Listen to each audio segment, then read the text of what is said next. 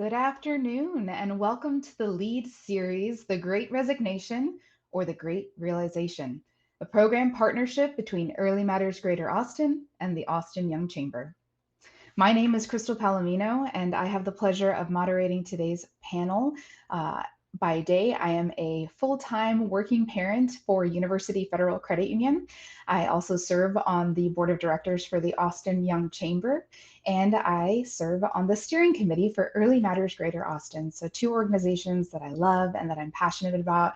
And again, I'm just honored to be here with you this afternoon. At the Austin Young Chamber, we help our business community thrive by supporting young professionals in our region, whether they be entrepreneurs, managers, or early career professionals, aligning resources and programs to create opportunities for them to be ready for and take on leadership roles. Young professionals are the largest and most diverse generation in the US labor workforce, so we know the work that we do is important to shape the future of our region and our nation. We're excited to partner with Early Matters Greater Austin in today's program because we know that many young professionals are also working parents, and that research shows family-friendly workplace policies support not only our working parents, but everyone. It supports all employees as we navigate the different needs and demands of our own lives. Early Matters Greater Austin is powered by the United Way for Greater Austin and E3 Alliance. It's a coalition of current and retired business professionals focused on the critical reciprocal relationship between equitable access to high quality early childhood education and the long-term economic prosperity of our state. Our three pillars of work are advancing the Best Place for Working Parents initiative, which supports local businesses in adopting research-proven family-friendly policies that also positively impact an organization's bottom line. Influencing public policy by advocating for local and statewide policy and funding to increase access to high quality early education, and advancing innovation and education by incubating and piloting innovative solutions to challenges of access and affordability in the early childhood education sector, as well as increasing awareness about the importance of early childhood development. In August, our August numbers show that 4.3 million Americans quit their jobs. That's 2.9% of the entire US labor force. This is a record-breaking month because it's not just an instance, it's becoming a trend. More than 19 million US workers and counting have quit their jobs since April of 2021. Many are calling it the Great Resignation. The onset of the global pandemic has offered a slower pace and a new lens to reflect on how we might live happier, more fulfilling lives. And for many, that means taking a more critical look at the place we spend nearly a third of our lives, which is our jobs. This is why some have argued that it's more than just a great resignation, it's really a great realization. Many of the reasons people have cited for leaving their jobs, such as better work-life balance, childcare needs, the desire for remote work or more flexibility. These are what we would define as family-friendly workplace policies.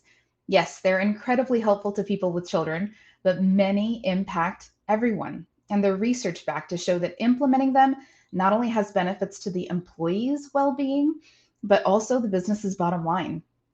As turnover, as we all know, can cost an employer up to 150% of the base salary of the employee that they're replacing. So now let me introduce you to our Powerhouse Panel.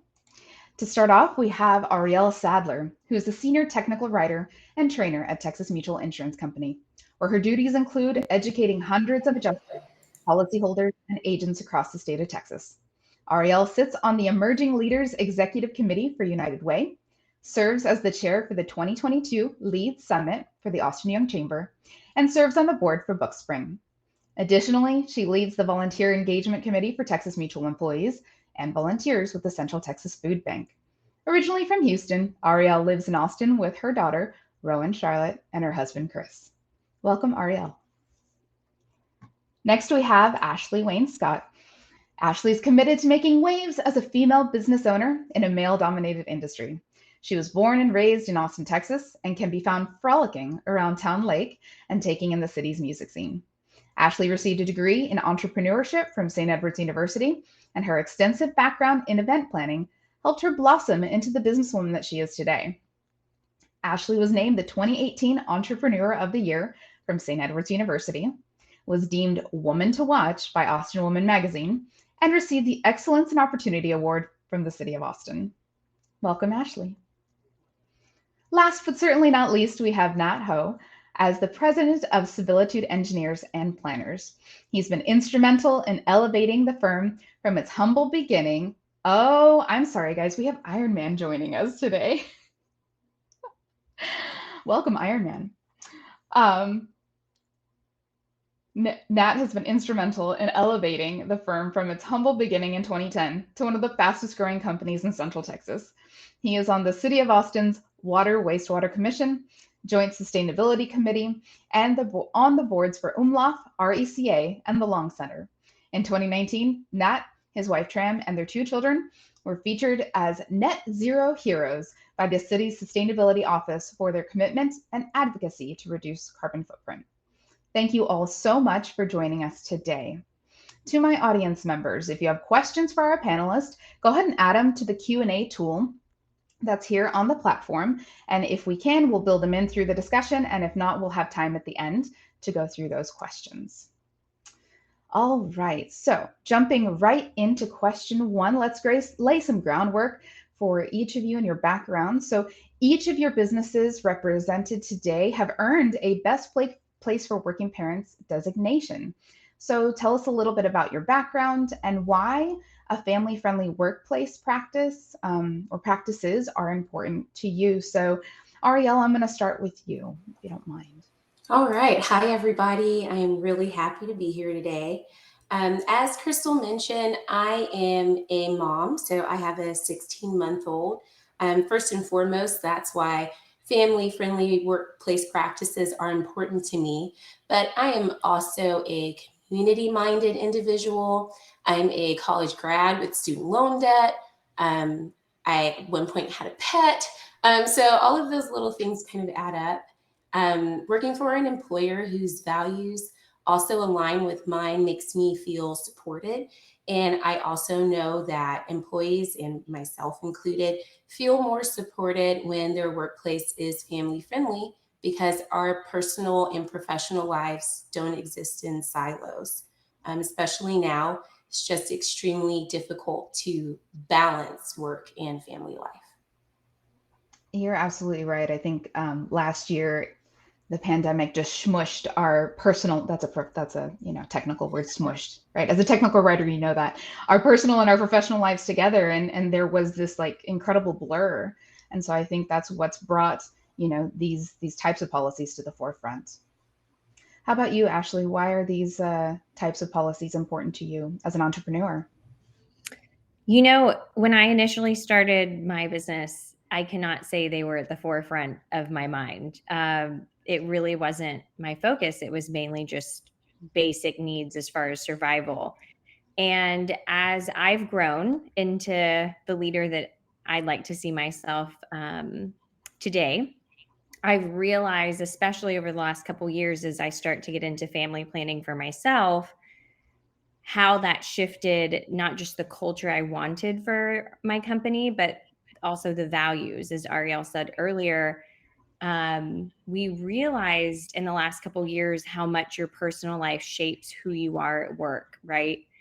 And it's how you show up. And we realized if they have a really good setup for themselves at home, whether it's wellness care routine, having the flexibility to stop in the middle of the day and go to the store if they need to, having control over their schedule and being able to work with your employers on whether it's daycare needs or specific needs of the individual, and having a leader that can understand and hear you. So over time, this became more and more important to me. And I'll back up and say, so I have a home remodeling company here in town. We are very woman focused. We're very people focused. And it's not all about remodeling. It's about wellness in general. And I'm curating a little one in the oven today. So it's even shifted my mindset even more, that I'm like, oh, this is happening. This is what moms go through, right? I can experience this firsthand as a growing family, rather than just relating and empathizing for my for my employees and my team members. So anyways, that's a little bit about me. I born and raised in Austin. I have a passion for people. I love people in general, which is how I got into this. And whether it's clients, vendors, or my team, I'm always making them a priority. And we're evolving that today with COVID and in general. So yeah, I'm here to divulge with you guys today. It'll be a lot of fun. That's wonderful. Well, first of all, congratulations. I like how you were saving that news until right now, but we're all very excited for you.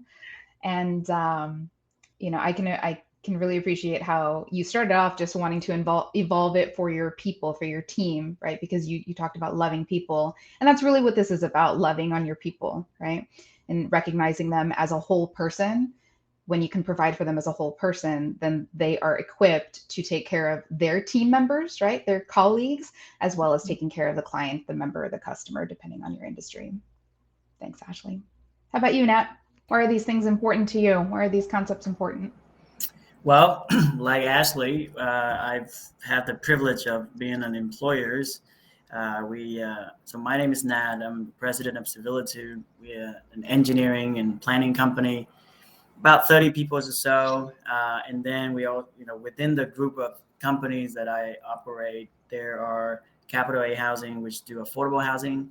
And then, Construction Noble that does construction for infrastructure, public infrastructure, and so on. So within the group, we have about 40 to 50 people all together. So it's kind of a unique perspective of small businesses. But this topic is personal. So I got two boys, 6 and 4. This year I'm the coolest dad, but last year I wasn't. Because that Iron Man mask, right? This it year really does wonders. I got my prep, and I am not having any COVID babies, so I don't have to prepare for youngsters anymore. But last year, I'm sure everybody can remember, right? We don't know where we're going. There's no vaccine on the horizon. There's Zoom doesn't work, and very often, and I'm in my closet hiding from my kids. But yeah, this topic is very personal to me. My wife's a nurse, so she worked from noon to midnight. So I'm the guy that's changing diaper in between and feeding them and put them to bed and then run these meetings.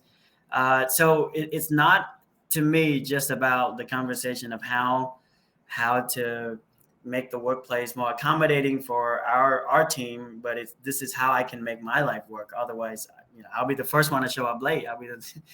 So looking forward to engage in this conversation. And this is something that, I've been having with a lot of folks, even within and outside of our organization, because it's a constantly changing, and I don't think anyone could say that they've figured it out quite just yet. So it's nice to be on the sort of the watershed moment of try to figure out things that would work long-term. So looking forward to share experience and then dig a little bit deeper with other folks here and hopefully continue the conversation beyond.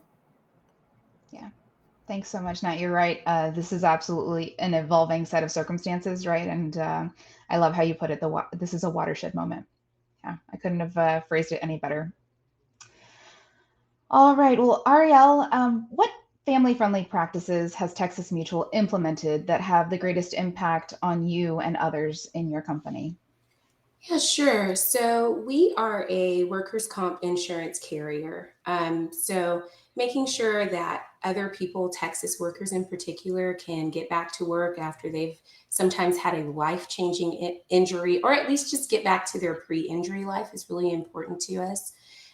So with that, for our employees, putting our people first, we've implemented a lot of policies over the 10 years I've been with the company. Fun fact, my 10-year anniversary is on Halloween. So That's All exciting. right. Well, another set of congratulations on your 10-year anniversary. So everything from wellness and financial coaching benefits through our insurance, student loan repayment resources, which now allows employees to convert their vacation to help pay off student loans, pet insurance, allowing employees to work from anywhere for 2 weeks out of the year, the flexibility in being able to work from home, short-term and long-term disability benefits. And this year we implemented a benefit that allows employees with who have just had a child or are adopting a child up to 10 working days of paid parental leave. So we've definitely, in my time, added a lot of benefits, family-friendly practices for our employees. That's awesome. Anyone that stands out to you personally that was super impactful? Yeah, so the not impactful for me because this was just implemented and I had my baby last year, but the paid parental leave for the birth and adoption of a child really did stand out to me. I'm very glad that we offer that now. It's incredibly important to give people that that time to be with their children and also so that they feel supported by their company. Yeah, absolutely. Those first early days are critical, right, in terms of bonding and figuring out your new life as a parent, because your world, in a wonderful and beautiful way, does get turned upside down. Absolutely. Yeah, so that's really wonderful and beautiful. Nat, Ashley, anything to add? Any family-friendly policies that you have yourselves that really stand out to you that you know make an impact either on your lives, on your life, or on those of your colleagues? I mean, I mentioned it a little bit earlier, and Ariel touched on this, but I think it's the control over your schedule that I think I hear that the most from either somebody joining the team or somebody who's on the team, right? They get to create and innovate their schedule, whether they have kids' needs in the morning or it's really important that when the kids come home at 3:30 that they're there and available, and that they have dinner, and that they put them down, and they be there for those moments that are really important for them and their family. And then if they're not done for the day, they have the flexibility to go back later, or they're done for the day and, they're all wrapped up. And so I've heard a lot, although I haven't experienced it for myself, I've heard that is such a big piece or an element for them because, I mean, you guys know, I'm sure you have parent teacher conferences and just all the things that could possibly come up, whether you have to run an errand or, they need you in that moment. And, you have to be, I guess, on your toes. And so that's been a big piece that I've heard a lot about. And I guess I'll get back to you guys next year on how I feel about it. You talked about innovating your schedule, and we know that many companies started innovative culture building approaches during COVID. Necessity is the mother of invention, as they say. So whether it was a weekly virtual happy hour or kids' talent competitions, or check-in calls from leadership to gauge employees' health and well-being, there was a lot of innovation that happened last year. Do any of these types of culture building activities have they stuck kind of post COVID for y'all? Or any innovations that did come out of last year? Yeah, let me take a stab at that. I think so. My perspective is we our field is in professional services, so it tended to be quite isolated. So you could have one engineer that go off and do all this work, and in the pre-COVID day, you could end up with that person outside of their team that they interact with. They don't even talk to a whole lot of folks outside of that. So during COVID, obviously people kind of isolated in their own physical space. So we kind of institute, kind of a daily check-in, make sure that I'm trying to rewind my head. It's like last year, feel like forever ago. but yeah, there was time when we felt like it was necessary for a daily check-in, right? I talked to people that during a stretch of 3 months between like May, when things really shut down, to about August, that's when people realized how much some folks needed the company of others and just sort of the dialogue during the daytime.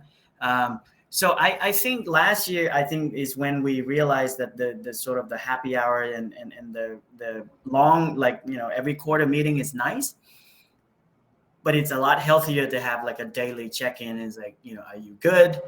And that really put that in overdrive during the snowvid, right, in February, where things are down. And I remember like every day trying to figure out, is everybody accounted for? You have water, you have food, you have this and that, and take inventory of the mental health and the physical well-being. And I thought, that's something that should continue in a more continuous manner, rather than, look, if we just check into it with each other every quarter and everybody is good, well, what about in between? And I think mental health kind of come and go. It kind of come in waves. So I think we have to watch out for a moment where all it takes is like a stretch of 3 bad weeks and something happened, and if you have a life-changing moment. So I think that's the one thing that have taught me in particular throughout that stages, to not kind of go too long without checking in. Yeah, I know how impactful that has been in our organization. We did something very similar where we had directors and managers reaching out to their teams on a daily or bi-daily basis just to see, because as you said, things can change so quickly, right? You can be having a really good stretch and then something happens and it kind of pivots. And because we're under this, umbrella of like constant kind of stress and anxiety because of what's happening outside of our control, those regular check-ins are just critical.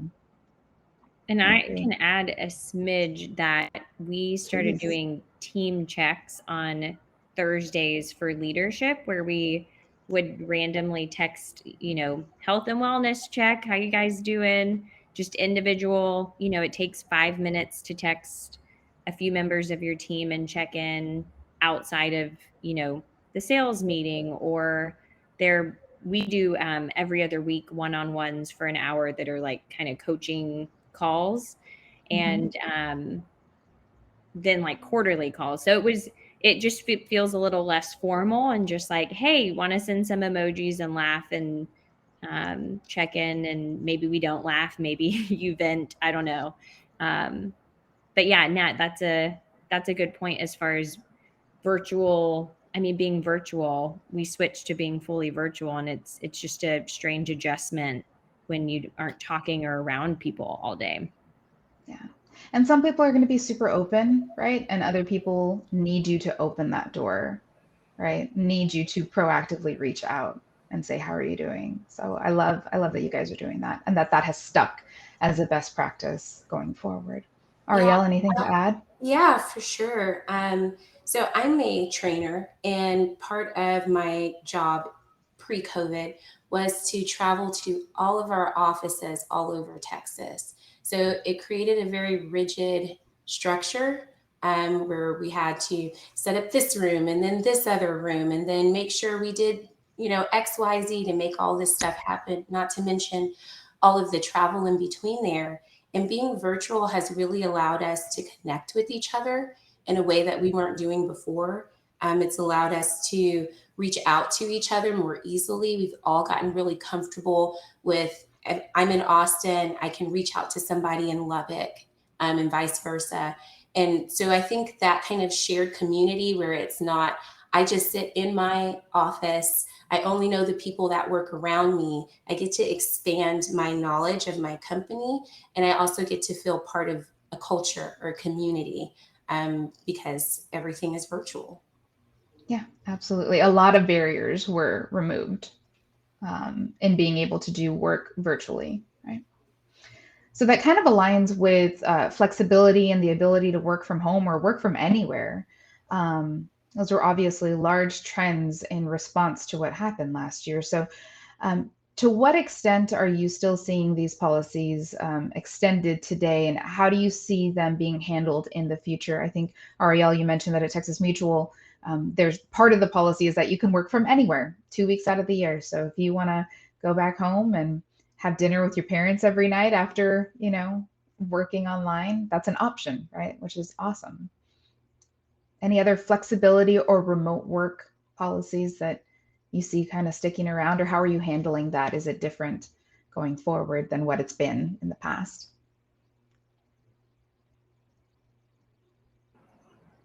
I can jump into that. I would add that it's a flexible time block. So as a parent, right, after I drop off my kids, I'm the most effective. 7:30 to about 10:30 until I gotta feed the little one, and then kind of nap time is wonderful. 1:30 laying down. Sometimes doze up for about 15 minutes with the little one if you have like 3-year-old. That was the thing that I enjoyed the most last year. He doesn't nap anymore this year, so I'm like, hey, can you go to nap so I can nose off for about 10 minutes? But I think the flexible time block, and I remember with the younger one, I've started to figure out, all right, this is their time, and figure out how to set up blocks of time rather than we are entrenched into this sort of culture of like working from 8 to noon, have lunch for an hour, go back 1 to 5 to 6, and that's okay. And I'm sure it still work for quite a few folks. But I think that the world is such a sort of a nuance. I feel like every industry becomes so nuanced now, and life become kind of a nuance as well. And you mix that together, and I think what's worked for me best is say 3-4 hours block in the morning. I don't necessarily have lunch at noon per se, but that's when I kind of check in with folks in the team, have walk and talk or coffee or lunch together, but then picking up my kids and have lunch with them at that time, and then kind of preserving certain blocks of time. So I think the working hours that is not mononymous of solid block has becoming something that is useful. And because we transition to almost everything is digital on our end, and we have remote team. Sometime putting the kid to bed at 9 p.m. and if I need to review something, I tempting to do that on my phone. So I think just the flexibility that goes beyond sort of the block of time. Now it does take effort to separate work from life. So I start making my phone stop pushing email automatically, just a manual. So just little things, allowing you to control the headspace. Like, all right, I'm ready for the tons of email that are going to come in. Let's switch over to that. So just want to add that because I think everything is on the table in terms of adjustment to the workflow. And I think the workflow and having the right headspace is more important, and I think more productive than just saying that, well, how can we get to the structure that we've had 2 years ago.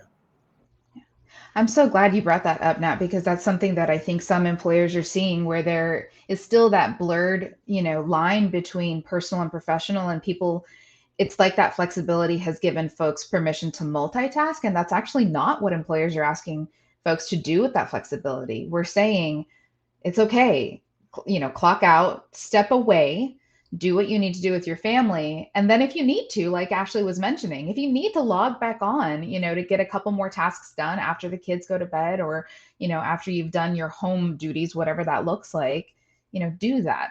But I'm so glad that you brought that up, because that's pretty critical to the idea of flexibility. Ariel, Ashley, anything you all want to add to this? And it also is something as simple as just not requiring anyone to turn on their camera if they don't need to. Absolutely. It's Yes. like they might be dirty in a potato sack looking way. And like, let's get real. This is not how I look all the time. And, it's understanding that the remote lifestyle, just because somebody isn't looking the professional way. And I think us all understanding, because I even had a harder time understanding that at first. I'm like, oh, I need to be all dressed up and they need to be all dressed up, and this needs to be really professional in order to get done whatever we need to get done. But that's actually not that. I mean, I've realized that this year that's actually not the case at all. We don't We don't have to put on all this jazz and sparkles for it to get done well and it productively. Yeah, absolutely. Absolutely. Yeah, I was going to second Ashley and Nat's comment in the chat. Yeah, so just a example, this morning I had a class that I was moderating, but I did not turn on my camera because my daughter woke up at 12:30 this morning and wanted to play. She wanted foods and entertainments for about an hour. So I woke up feeling kind of crummy. And I did not have the energy to get myself dressed at the time by the time I had to deliver this class. But having people understand, like, I don't feel like I'm looking my best right now, so I'm not going to turn on my camera, and having that be okay is really important.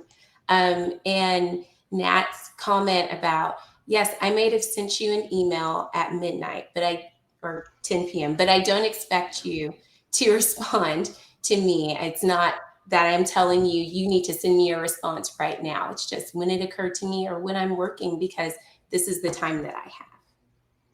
Yeah, and I think it's important if you're in a leadership position to explicitly say that, right? That yes, that's when I'm working because that's what my flexibility looks like for me in my life, but I do not expect you to be doing the same thing, right? I want you to do you, right? And what makes sense for you. And I love that. And it's like, I'm doing this because it occurred to me. I got to send this email, or if I don't, it's going to leave my brain forever. Yeah, excellent. So this is a question for all of y'all. Are there policies or practices that your company tried that have revealed themselves to not be as beneficial as initially intended? I see Nhat shaking his head. Yep, let's I hear it. would say the daily check-in that I thought was very helpful at a certain period of time could also be a bit suffocating, right? It's like, all right, I'm good. Leave me alone, So I would say after about a quarter or two, when everybody kind of get the groove of things, we've transitioned to a point, at least the leadership doesn't show up every day, so that people just feel like they're among teammates. And we don't have a very strict hierarchy, and I enjoy that. I don't, what I would say is nobody works for me. They just work with me, and I just happen to be the guy who's responsible for all of this stuff.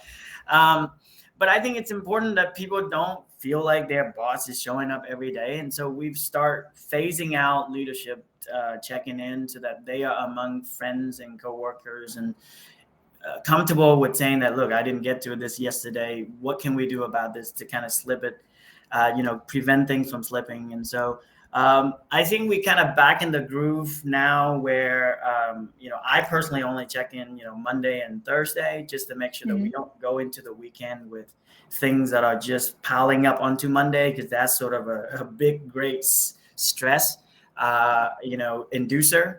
And then I'm even thinking about, as people coming back to the office more, if they already kind of connecting and checking in during, that 5 minutes that they see each other down the hall, the daily check-in is no longer sort of a requirement per se.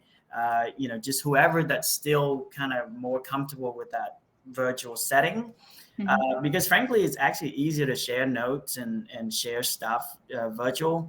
So it's not so much that it doesn't work, it's just that it doesn't work all the time. And so I think recognizing that not everything will be working all the time is the flexibility that goes beyond, things that are typical top of the heap, right? The hours, the day, I think just evaluating every tool that you have, every policy that you have, and making sure that, does it work for everyone? Does it work all the time? And does it really create the outcome that you want? And if some of those are no, be prepared and open to work out something different. And I think that's the privilege of having a smaller outfit that we can change on a dime, but also learning from larger companies so that we can have a system that is scalable. I'll be honest, not everything is, you can't have a custom plan for everybody, right? Because then it limits your ability to have your team size.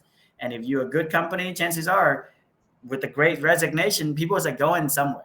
And so we've been fortunate to have a lot of folks joining in our team we are constantly changing. And I feel bad for folks in our firm that related to the operation and the processes, because everything is changing. Every aspect of the business is changing, and it's changing constantly. So just having the mentality that not everything is working all the time, even if it literally just worked last month, Right. is a starting. Yeah, that flexibility goes both ways, right? It's being flexibility in mindset as well to change and evolve and pivot when necessary. Yeah, that's a really great point. That's a really great point, Nhat. Ashley. I hadn't thought about that before, but it is so pivotal on either side, whether you're leading a team of people or you are the team of people or you're the person, understanding that nothing is going to stay the same forever, right? There's always points in which the company or you need to shift, right? There's like a growing point, and usually you can feel it, like it's about to burst, we need to shift, or I need to shift, and not getting too comfortable in either like a process or the way you go about something. And I didn't realize it, Nhat, until you said that earlier, but we didn't do daily check-ins, but we did Friday check-ins. So we added an additional check-in day.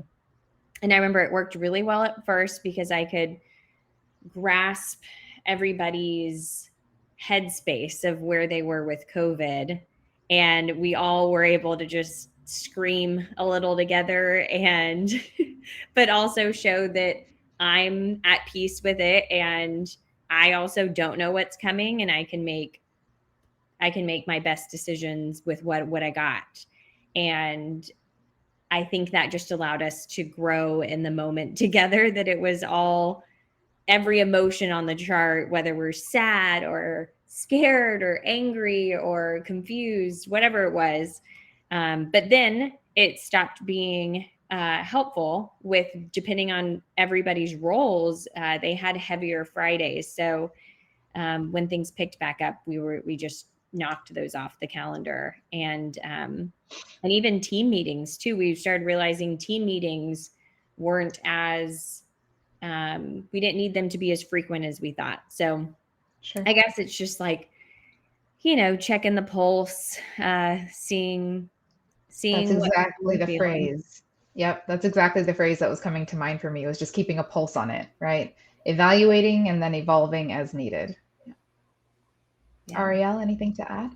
Yeah, I'm going to totally jump on this train because I didn't realize it either, but we were doing daily check-ins at the beginning of all of this. And at first it was great, that, like Ashley mentioned, having that touch point, being able to check each other's pulses, having kind of informal complaint departments about anything, mine was, especially because I was pregnant at the time, was I can't go get a pedicure. I can't reach my toes, stuff like that. But it was nice to be able to connect with people, even if we couldn't be face to face. But then that stopped, and that was good. We kind of pivoted away from that because we realized we didn't really need that kind of formal check-in all that much. You could reach out to anybody if you needed to and have those conversations with them as was appropriate for you, kind of customize the way that you needed to interact with people, as Nhat mentioned. Also, I found myself checking in with my team a little too often. Up until last week, my daughter was at home with me. And so every time I stepped away at first, especially after she got here, I was going, oh, I have to go change a diaper. I'll be right back, or something like that. And then I realized that I was being rigid. They were allowing me the flexibility to do that. But here I was trying to I'm going to go do this and I'll be right back, or I'll be an hour away. And what it came down to was I wasn't understanding that they understood that. They understood that I needed flexibility and I wasn't taking advantage of that. So. Yeah. It sounds like what the consistent theme has been establishing ways to have that human connection outside of being able to be, physically present with one another, but then recognizing that it doesn't have to be as intentional or planned as it was in the past, right? Now you've opened the door to that practice and people feel like they know how to get a hold of someone when they need to, express, or we have these tools, right, that maybe we didn't have before, for that human connection. We've got a question in the Q&A here that I'll open up for y'all. Which policies at your organization have had an impact on employee retention, especially through the past year? Ashley, I'd like to start with you as a, entrepreneur. What are you seeing?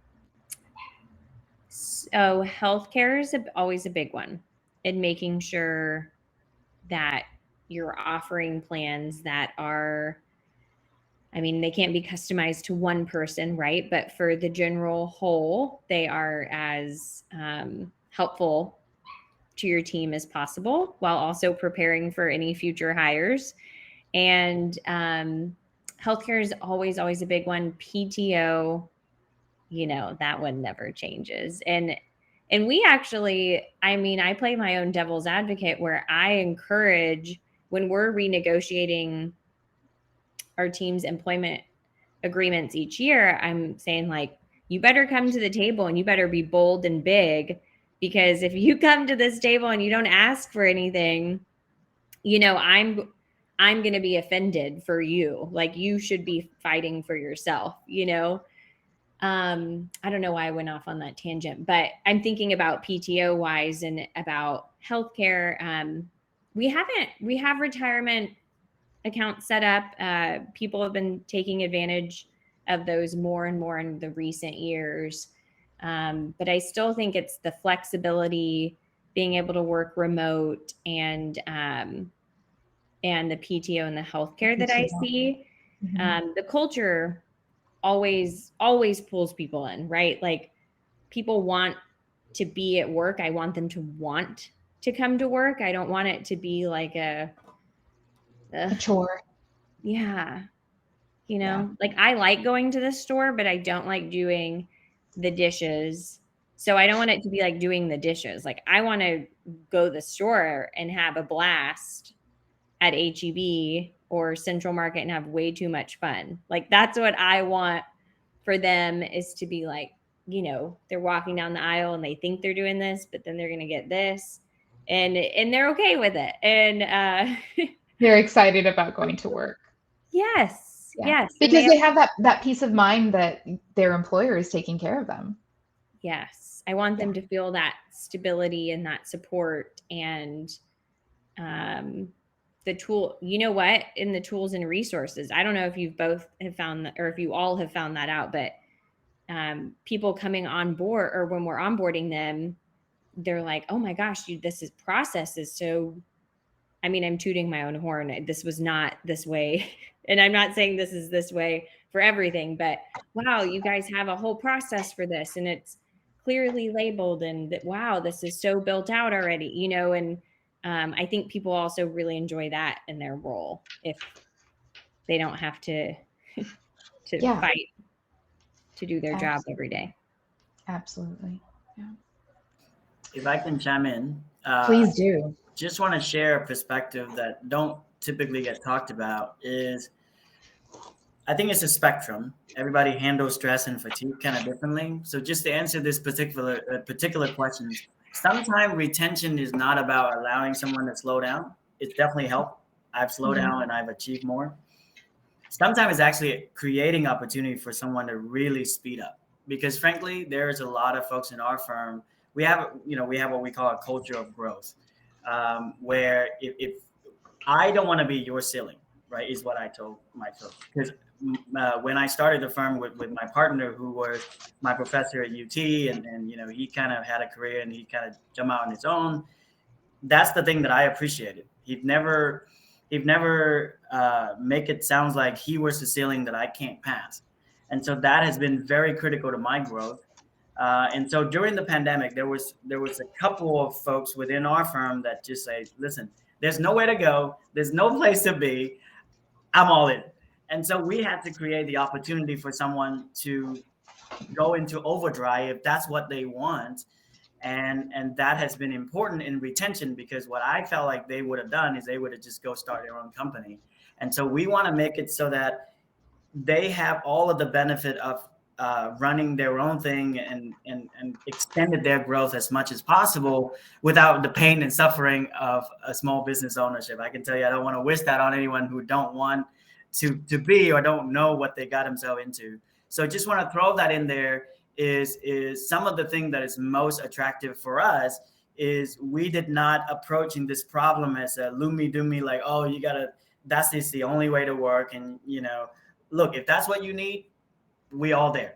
But if you want to go and take this into overdrive and do what you need to do to sort of maximize your potential, we want to be a part of that journey as well. So that has been extremely effective for us in not just retention, but attracting people that just come through the door and said, wow, you guys are not shutting down.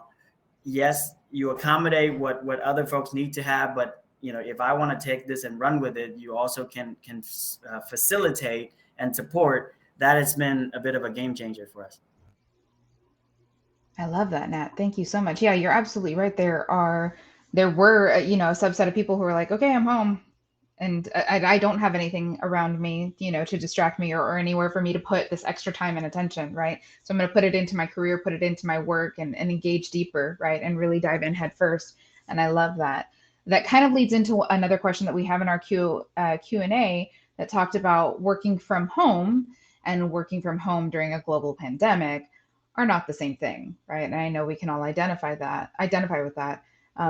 So now you kind of spoke to that, but how are you considering how work moving forward against how atypical the past 600 days have been, right? So now that we're really moving into that new normal, even though I know that's pretty much a hated phrase, but it is what it is. What does that look like for you? Yeah, and I would even challenge that. I mean, you don't even have to work from home. You can work whatever you want. But yes, during the pandemic, I think certainly there are limitations on physically where you can be and how you can set up your workflow. I'd like to think that we're a little bit out of that now. So I think what's really matter is how do you go forward, right? I personally believe that I would double down on the hybrid work model all day. I think hybrid is here to stay. Any business that worth a dime, in my opinion, need to be able to accommodate the hybrid structure. Now, the exact mix and the mechanics of the tactical of day-to-day and how to accommodate it, it is up to the company and the business and the industry. But from our end, going out of the pandemic, let's say, people are comfortable, kids are back in school and so on. I think the working remote, the perfect example I can give you is prior to the pandemic, for long reason, we happened to broker a relationship with some folks in Vietnam. That's kind of where I was born and raised. That would provide technical drawing production for our company. And it was explored as a way of sort of enhance efficiency rather than transforming the way we work. It just so happened that we put it in motion right before the pandemic hit. That's kind of a lucky on our part. But after that, what we realized is because of the 12-hour offset, when my team go home at 6, the other team cranking up and start doing the work. During COVID spike, US and Vietnam had different spike windows. So we were very lucky to avoid all of that.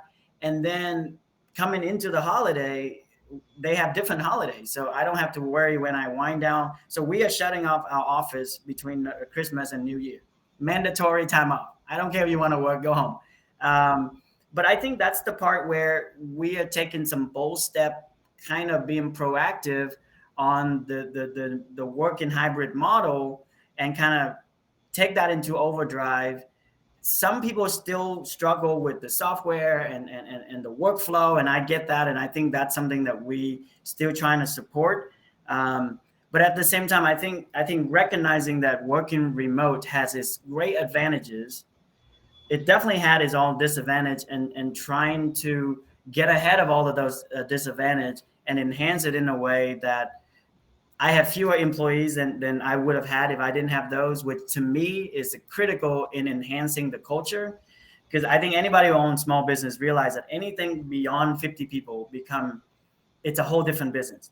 So because of that, I think different size, different scale, different industry need to have different solution. But working remote and a hybrid working model, I think need to be the gold standard. I mean, there's no way to go back to 100%.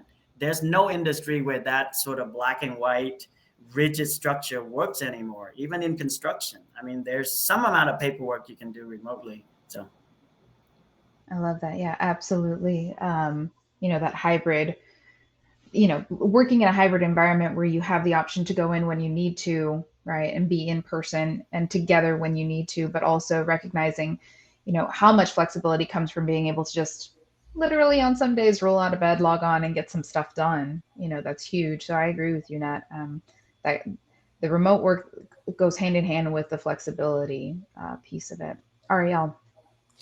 Yeah, the first thing that came to mind is something that we've been talking about as we plan next year's Lead Summit, in that it's a hybrid life. There are so many things that we can't ever go back to, like it's just not ever going to be the same.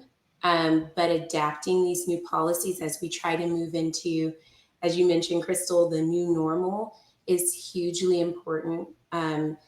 There's nothing, we have to go forward basically. And going forward means being able to blend that work from home and going into the office and making sure that looks like it should for you. Yeah, absolutely. Well, this has been super insightful. I appreciate all three of you sharing what's going on at your organization, what's worked well for you personally and professionally, and for those that work in your organization. And thank you to the participants for your questions in the Q&A. I appreciate you all being here. We've learned so much. And we wanted to let you know that this conversation was recorded and is going to be shared with everyone who registered. And we're going to be sending that via email. As a reminder, Best Place for Working Parents is an initiative by Early Matters Greater Austin to make the family-friendly policies that we've discussed today something offered at businesses not just here in the Greater Austin area, but across our entire state. So you can join the movement by scanning a QR code that we're going to pop up on the screen in just a little bit, and checking out the website and available resources and a toolkit that your organization can use to implement these policies. We're also dropping some links in the chat. Signing up to get the Early Matters Greater Austin newsletter to stay up to date on all of the latest news around family-friendly policies, and getting notified when the 2022 open enrollment period to take that self-assessment to become a designated Best Place for Working Parents business, such as Texas Mutual, Civilitude, and the Austin Young Chamber begins. So attendees, it is now time for some networking and brainstorming and conversation around these topics. But before we let you go, we'd love to hear your feedback on today's session. We're going to drop a link into the chat for our 2-question program survey. So please tell us your thoughts on today's session. Click it now, take a couple minutes, let us know. As you're doing that, I just wanted to share what's going to happen next. Once we end presentation mode, you can move from table to table simply by double-clicking on the table you would like to move to. Then you can turn your camera and mic on using the buttons that you'll see at the bottom of your screen. Each table works just like a Zoom breakout session where you can see and hear the people sitting at your table. This platform will be open for roundtable discussion until 1:15. Thanks again for joining today's program, and we'll see you at the tables.